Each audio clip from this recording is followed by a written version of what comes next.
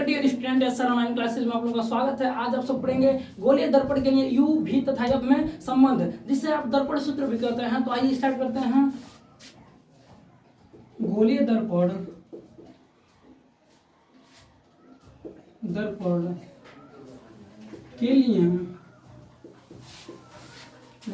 के लिए यू भी तथा यफ में संबंध। ये आप लोगों का हेडिंग है, गोलीय दर्पण के लिए यू भी तथा यफ में संबंध, जिसे संक्षिप्त में क्या कहते हैं? दर्पण सूत्र भी कहते हैं। दर्पण सूत्र कहते हैं। अब देखिए इसका इंग्लिश क्या होगा, तो बताएंगे relation among u v f for spherical mirror. Relation among u V and F for spherical mirror।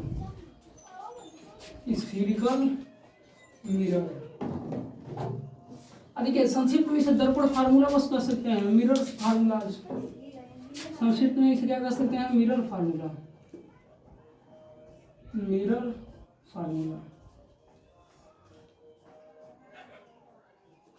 और देखिए आइए स्टार्ट करते हैं। तो ध्यान दीजिए, ये जो मिरर फार्मूला होता है दोनों दर्पणों के लिए सत्य होता है। अवतल दर्पण के लिए और उत्तल दर्पण के लिए, दोनों के लिए लागू होता है। तो पहले हम अवतल दर्पण की सहायता से सिद्ध करेंगे। पहला कौन सा दर्पण? अवतल दर्पण की सहायता से। अवतल दर्पण की सहायता से दर्पण सूत्र का निगमन। दर्पण सूत्र का निगमन।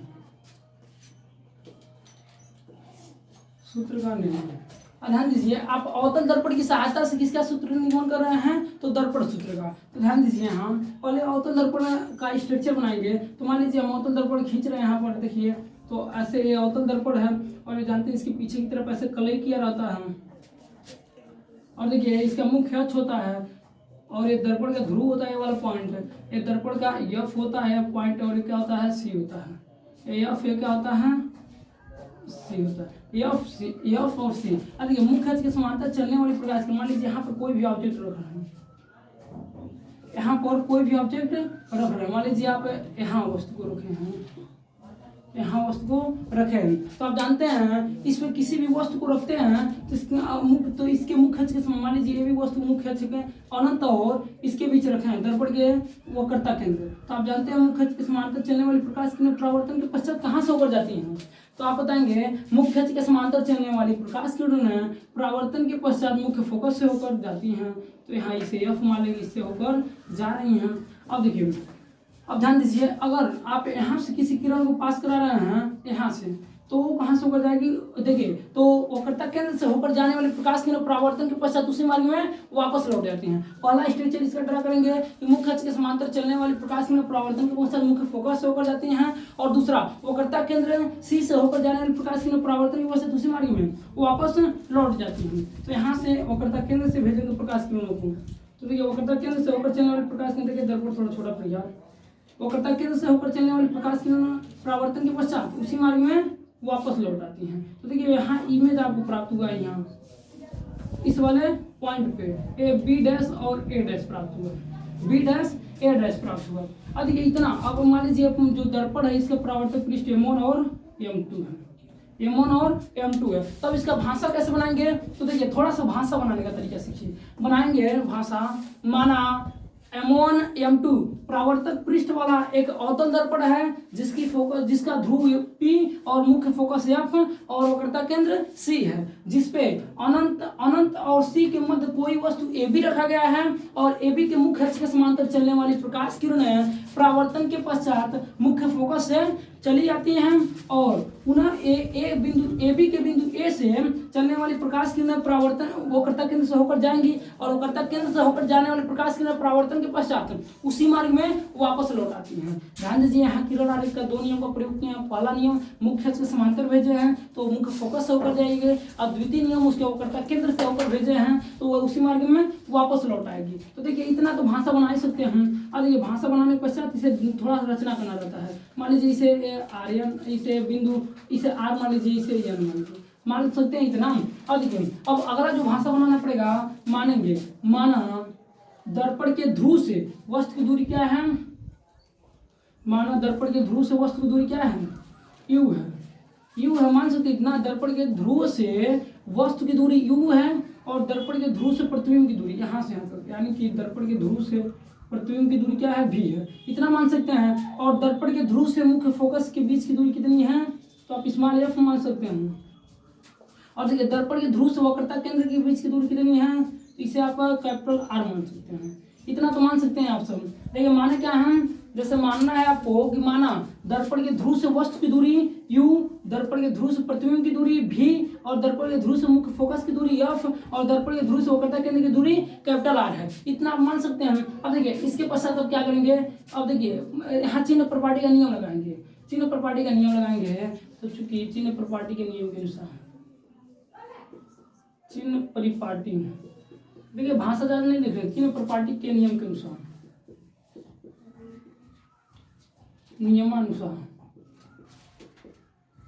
चिन्ह प्रपाटी के नियमानुसार। अब देखिए पीएफ, पीएफ यानी दर्पण की बाईं तरफ यह दूरी है, यह दूरी किधर है, दर्पण के बाईं तरफ। और दर्पण की बाईं तरफ सभी दूरियां क्या होती हैं, ऋणात्मक होती हैं। दर्पण के बाईं तरफ सभी दूरियां ऋणात्मक होती हैं। तो यहाँ पर जो पीएफ है, ये पीएफ कितनी हो जाएगी, आप माने पी और एफ, पहला कंडीशन पी और एफ को माने हैं आप स्मॉल एफ, तो ये माइनस हो जाएगी, माइनस हो जाएगा वो तो दर्पण के नियम। और देखिए अब यहाँ पर पी और बी, पीवी, पीवी क्या हो गई, तो इसे माने आप क्या माने यू, तो बाएं तरफ होने का माइनस ही हो जाएगा। और ध्यान दीजिए अब यहाँ पर जो आर्यन होगा वो ए बी के बराबर होगा, चित्र के अकॉर्डिंग आर्यन किसके बराबर होगा, ए बी के बराबर।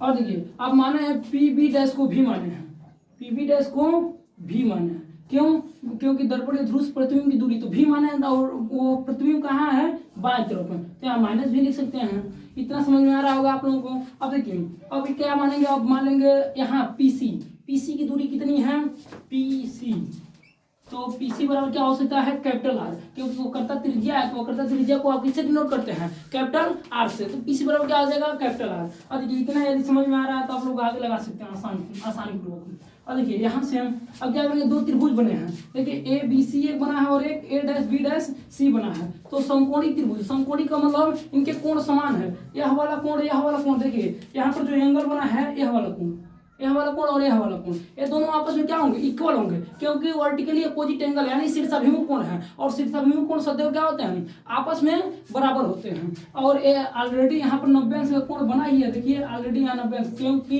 कोई भी वस्तु हमेशा सीधी खड़ी होती है, टेढ़ी नहीं खड़ी होती है। तो यहाँ पर क्या करेंगे हम, त्रिभुज, समकोणी त्रिभुज, समकोणिक त्रिभुज, समकोणिक त्रिभुज ए बी सी तथा ए डैश बी डैश, देखिए ए डैश है तो ए डैश बी डैश सी में से, ठीक है, समकोणी त्रिभुज ए बी सी और ए डैश बी डैश सी में। आप जानते हैं समकोणी त्रिभुज रहते हैं तो उनके जो भुजाओं का अनुपात होता है वो इक्वल होता है, अर्थात लंब बटे लंब, आधार बटे आधार, कर्ण बटे कर्ण। तो यहाँ पर लंब क्या है, ए बी है, ध्यान दीजिए लंब क्या है, ए बी है, तो ए बी बटे क्या हो जाएगा, A B dash, A dash B dash हो जाएगा। और देखिए यहाँ पर आधार क्या है, बी सी, यहाँ पर बी डैश सी डैश, आधार क्या है बी सी और ये क्या है बी डैश सी डैश, कितना हो जाएगा, इसे आप इक्वेशन एक मान लीजिए, इतना मान सकते हैं इक्वेशन है। और देखिए सेकंड पोजीशन में अब क्या करेंगे हम, अब इस वाले दोनों त्रिभुज, ये भी समकोणी त्रिभुज है, क्योंकि यहाँ पर भी देखिए वही सेम कंडीशन, यहाँ पर भी कितने अंश का कोण बना है, 90 अंश, कितने अंश का कोण बना है, 90 अंश का। और यह कोण इस दोनों त्रिभुजों में वर्टिकली अपोजिट एंगल अर्थात शीर्षाभिमुख कोण है और 90 अंश है। तो आप लिखेंगे यहाँ समकोणी त्रिभुज, समकोणिक त्रिभुज किसमें, आर एन एफ और ए डैश बी डैश एफ में, ए डैश बी डैश एफ व आर एन एफ में। और देखिए इन दोनों त्रिभुजों में लंब बटे लंब, तो लंब क्या है यहाँ, आर्यन, आर्यन इस त्रिभुज का लंब है, नीचे क्या है, ए डैश बी डैश। और आधार देखिए लंब बटे लंब, अब आधार, आधार क्या है, एन एफ और यहाँ B dash F, N F यहाँ पर क्या है बी डैश एफ, इसे क्या मान लेंगे, इक्वेशन नंबर 2 आप मान सकते हैं। इतना सभी विद्यार्थी समझ रहे होंगे। बहुत आसान डेरिवेशन है, बड़ा है थोड़ा परंतु बहुत सरल है। अब देखिए अब इन दोनों इक्वेशनों में अब यहाँ पर आप जानते हैं आर एन किसके बराबर है, ए बी के बराबर, क्योंकि इतना बड़ा वस्तु किसी पैरेलल है। तो चूंकि चित्र से आर एन बराबर क्या है, चित्र से आर एन किसके बराबर है, ए बी के। जो आर एन है यह ए बी के बराबर है। आर एन बराबर क्या है, ए बी। तो यहाँ पर आप लिख सकते हैं ए बी कितनी है, ए बी बटे A dash B dash, A dash B से is equal to N F बटे बी डैश एफ। और ध्यान दीजिए इसे इक्वेशन नंबर क्या मानेंगे, इसे इक्वेशन नंबर 3 मान सकते हैं आसानी पूर्वक। अब देखिए इतना इक्वेशन 3 मानने के बाद अब आगे देखिए, आगे बढ़ती है।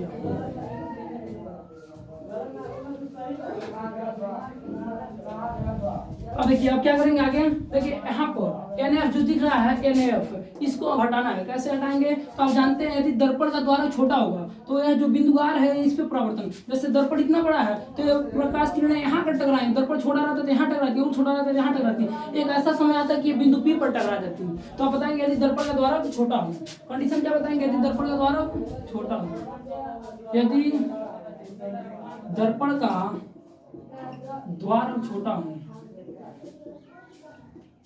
यदि दर्पण का द्वार छोटा हो तो बिंदु R P पर होगा, P पर होगा।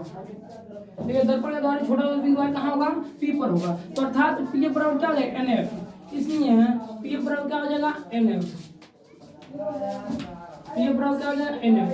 अब देखिए इसलिए इसके NF की जब आप PF लिख सकते हैं तब क्या हो जाएगा, इक्वेशन जो 3 बना है आपका उसके स्थान क्या लिख सकते हैं, AB बटे A डैश B डैश। अब ध्यान दीजिए इसके NF की जब आप क्या लिख सकते हैं, PF। देखिए NF PF के बराबर है तो NF इक्वल टू PF बटे क्या हो जाएगा, B डैश F। इसे इक्वेशन नंबर 4 मान लेंगे। और देखिए इक्वेशन 4 और 1, देखिए कुछ एक पक्ष सिमिलर है, ध्यान दीजिए एक पक्ष सिमिलर है, AB बटे A डैश B और AB बटे A डैश B। तो आप जानते हैं किसी भी इक्वेशन का एक पक्ष बराबर होता है तो दूसरा पक्ष स्वतः बराबर होता है। इतना सभी विद्यार्थी जानते हैं। तो जल्दी से इतना इसमें साथ लीजिए आगे बढ़े, इस जगह नहीं है इतना, उम्मीद है समझ रहे होंगे। जहाँ दिक्कत होगा आप कमेंट में पूछ सकते हैं कि हमें यहाँ दिक्कत है सर बता दीजिए, तो हम बता देंगे आप लोगों को। इतना तब तक स्क्रीन शॉट लीजिए।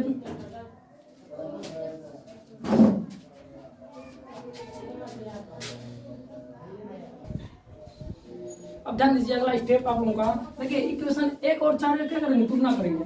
समीकरण 1 व 4 की तुलना करने पर, समीकरण 1 व समीकरण 4 की तुलना करने पर, धुंधला नहीं आ रहा है, नहीं आ रहा था, छुए तो तुलना करने पर ध्यान दीजिए। समीकरण 1 और 4 की अब तुलना करेंगे, तो सही से इसमें नहीं मिटाया है क्योंकि इसका आवश्यकता है इस इक्वेशन में। तो ध्यान दीजिए समीकरण 1 और 4 की तुलना करेंगे तो एक पक्ष इसमें भी बराबर है और एक पक्ष इसमें। तो आप जानते हैं किसी भी समीकरण में एक पक्ष बराबर होता है, दूसरा पक्ष स्वतः बराबर होता है। तो आप लिख सकते हैं PF बटे क्या लिख सकते हैं, B dash F is equal to कितना, BC बटे क्या लिख सकते हैं, B डैश C लिख सकते हैं ना। अब ध्यान दीजिए और PF को क्या माने हैं आप, -F क्या माना है। अब इसका मान पुट करेंगे, इस समीकरण 5 मान लीजिए हम। अब समीकरण 5 में मान रखने पर, समीकरण 5 में चिन्ह सहित मान रखने पर, चिन्ह सहित मान रखने पर, समीकरण 5 में चिन्ह सहित मान रखने पर, तो समीकरण 5 में चिन्ह सहित मान इधर रख देंगे, हम क्लियर कर देंगे समीकरण 4 को। अब देखिए अब चिन्ह सहित मान रखेंगे, समीकरण 5 क्या है, PF क्या है, -F। तो आप PF की जगह क्या लिखेंगे, -F लिखेंगे, PF की जगह -F। अब बटे B डैश F। तो यहाँ ध्यान दीजिए B डैश F है जो इसका मान यहाँ से B डैश F, तो इसको दर्पण मूल बिंदु से काउंट करेंगे यानी दर्पण के ध्रुव से। तो देखिए BF के जगह आप लिख सकते हैं इसके जगह पर PB dash minus PF, PB dash minus PF, तो PB डैश माइनस PF लिख सकते हैं।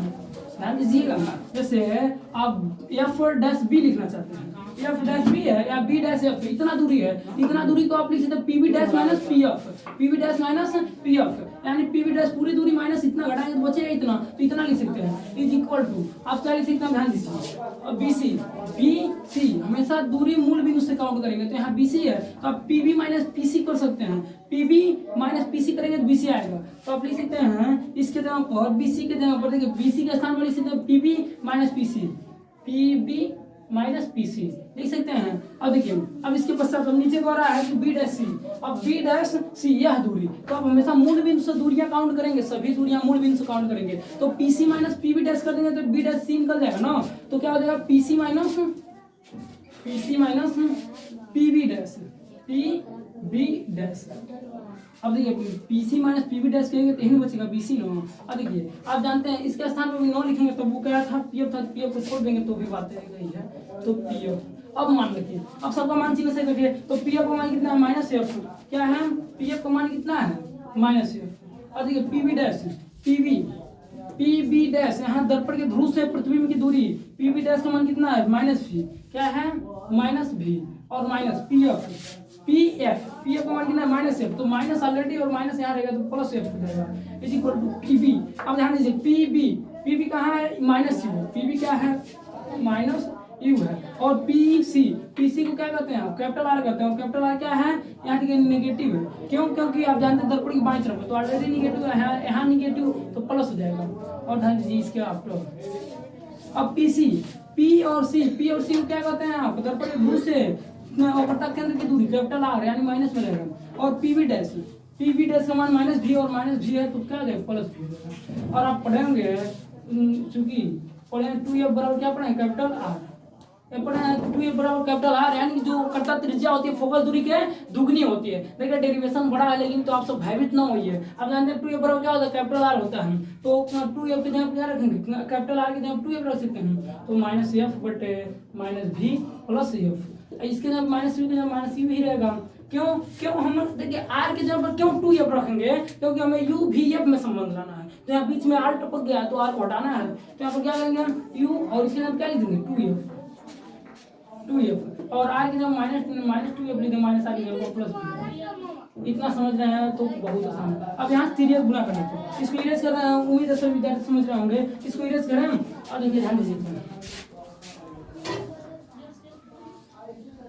अब इसको इरेज कर रहे हैं, अब देखिए इसको इरेज करेंगे क्या हो जाएगा, अब तिर्यक गुना करने को तिर्यक गुना यानी इसका गुना इसमें, तो माइनस एफ का माइनस एफ गुना माइनस टू एफ में करेंगे क्या हो जाएगा प्लस टू एफ स्क्वायर हो जाएगा ना, और माइनस एफ का भी में करेंगे तो माइनस एफ भी हो जाएगा इज इक्वल टू, अधिक इन दोनों को पारी पड़ा गुना करेंगे तो यू का गुना भी में करेंगे तो माइनस यू क्या हो जाएगा यू भी हो जाएगा यू भी, और माइनस यू का गुना एफ में करेंगे तो माइनस यू एफ हो जाएगा। और ध्यान दीजिए अब टू एफ का गुना उसमें माइनस भी करेंगे माइनस टू एफ भी हो जाएगा, और देखिए टू एफ का गुना उसमें करेंगे प्लस में तो प्लस टू एफ स्क्वायर हो जाएगा ना। अब तिर्यक गुना समझ में आ रहा हो तो आप आसानी से समझ सकते हैं, देखिए अब यह है क्या हो जाएगा कैंसिल टू एफ स्क्वायर दोनों तरफ साइन समान है और दोनों राशियां भी समान, इसके कारण कैंसिल हो जाएंगे। और देखिए ये अभी को एक पास कर देंगे इनको और इनको उधर भेज देंगे, तो यहाँ पर माइनस एफ भी है, और ध्यान दीजिए और ए वाले भाई साहब उधर जाएंगे क्या हो जाएंगे माइनस से क्या हो जाएंगे प्लस एफ भी, और देखिए और ये वाला उधर जाएंगे तो ये भी प्लस हो जाएगा plus U F is equal to बचेंगे क्या यू भी। अब यहाँ से एफ भी में से टू को एफ भी में से एक माइनस एफ भी घटाना है कितना बचेगा एफ भी plus U F is equal to U भी। और देखिए यह इक्वेशन आ गया, आपको यह इक्वेशन प्राप्त हुआ, इसे इक्वेशन नंबर 6 कर दीजिए। अब इक्वेशन 6 में क्या करना है 6 में यू भी एफ से भाग देने पर, अब देखिए यू भी एफ में भाग देंगे क्या हो जाएगा यहाँ पर देखिए एफ भी बटे यू भी एफ प्लस यू एफ बटे क्या लिखेंगे यू भी एफ अब बराबर यू भी के जगह पर क्या लिखेंगे यू भी और एफ भाग समझ दे रहे हैं, तो यहाँ पर देखिए एफ भी क्या कैंसिल होगा ध्यान दीजिए, यहाँ पर एफ भी के स्थान पे एफ भी कैंसिल, और देखिए यू एफ के स्थान पे यू एफ कैंसिल, और यहाँ पर यू भी कैंसिल, बचा क्या ध्यान समझिए यहाँ पर बचा एक बटे यू, क्या बचा 1/u बचा है, कैमरे में आ रहा है ना, देखिए ऊपर लिख देना क्या बचा है, तो ध्यान से दीजिएगा। देखिए यहाँ पर क्या बचा एक बटे यू बचा और प्लस यहाँ पर एक बटे भी बचा है, 1 बटे बी, और यहाँ पर क्या बता है 1 बटे ए। तो यही तो आपका दर्पण फार्मूला है, प्रूव्ड है, सिद्ध हो गया। देखिए कितना आसान है यह दर्पण सूत्र, जटिल नहीं है। एक बार अगर नहीं समझ में आया तो कमेंट में भी कमेंट कर सकते हैं, अथवा वीडियो को दोबारा रिवाइज करके देख सकते हैं। Thanks for watching this video. ऐसे ही आप जुड़े रहिए, हम अनदर टॉपिकों पर भी वीडियो लाते रहेंगे और बहुत आसान तरीकों से आप उनको समझाएंगे हम। और देखिए अच्छा लगा हो तो वीडियो को लाइक कर दीजिएगा और चैनल को सब्सक्राइब कर दीजिएगा, और साथ में अपने दोस्तों के साथ शेयर भी कर दीजिएगा, ताकि उनको जो जरूरतमंद हैं उन तक यह वीडियो पहुंच सके। जल्दी से स्क्रीनशॉट लीजिए इसे।